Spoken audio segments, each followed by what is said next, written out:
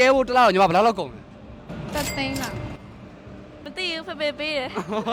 ခါတော့က skin care ကို makeup ဝယ်တော့8000တော့ကျော်သွားတယ် skin ကဲဖို့အခုရွယ်ထိကိုတစ်ခါမှမကုန်ဘူးသေးဘူး ဟုတ်တကယ်မကောင်းဘူး နှစ်ယောက်လုံး 9000တသိန်းလောက်ပေါ့ အမေဟာကတော့ တရားမကုန်ဘူး 2သိန်းကျော်3သိန်းလောက် နည်းပါသေးတယ်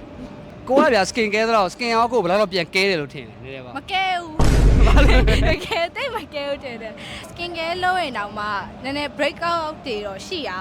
ပါ ဘာတော့လဲနှစ်ယောက် တကယ်ချင်းနေ တကယ်ကြီးနဲ့နှစ်ယောက်လုံးအဲ့လိုဗျာလူပြင်းနေဟိုဟိုလာကျွန်တော် skin ကဲတဲ့ဟာကို ဟုတ်တယ် တကယ်ကြီးဘာအဲ့လိုဘာကြီးသုံးလဲနေပါမျက်နှာအသားကြီးနဲ့ပတ်သက်ထားရတဲ့အတွက် skin နဲ့ပတ်သက်တာကို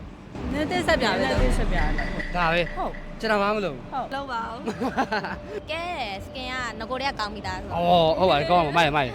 အဲ့လိုတော့မဟုတ်ပါဘူး အဲ့လိုမကဲဘူး အဲ့လိုမကဲဘူး နည်းနည်း တိတ်တော့မကဲဘူး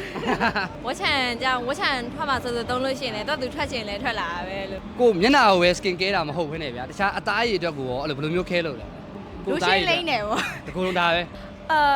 အမရကြတော့ညီမကိုပါ lotion ကိုမှ UV protection တွေလို့အသားဖြူတာရောမျိုးထုတ်ပေးတယ် တားရည်တော့ဆိုရင်တော့ sun cream တော့ပုံမှန်လိမ့်ဖြစ်တယ် lotion လိမ့်တာတို့ scrub တိုက်တာတို့အဲ့လိုပဲလုပ်တယ် trap တိုက်တာတို့နောက်ပြီး lotion လိမ့်တာတို့အဲ့ဒါတော့လုပ်ဖြစ်ပါတယ် collagen တွေပါလို့သိလား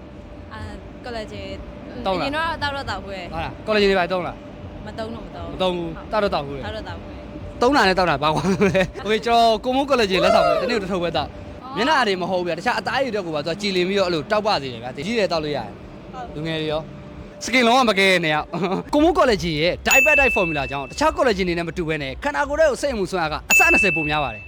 ခန္ဓာကိုယ်ကနေပြီးတော့ collagen elastin နဲ့ hyaluronic acid တွေကိုပို့ထုတ်ပေးနိုင်အောင်လို့လည်းကူညီပေးပါတယ်တနေ့ကိုတစ်ထုပ်ပုံမှန်တောက်ပေးရုံနဲ့အသားရည်ကိုကြည်လင်စေပြီးတော့တင်းမှုကိုလည်းထိန်းသိမ်းပေးပါတယ်ကိုမိုး collagen ကမျက်နှာတစ်ခုတည်းနဲ့ကြည်လင်စေတာမဟုတ်ပါဘူးတစ်ကိုယ်လုံးကိုပါခဲလုပ်ပေးပြီးတော့ကြည်လင်တင်းစေပါတယ်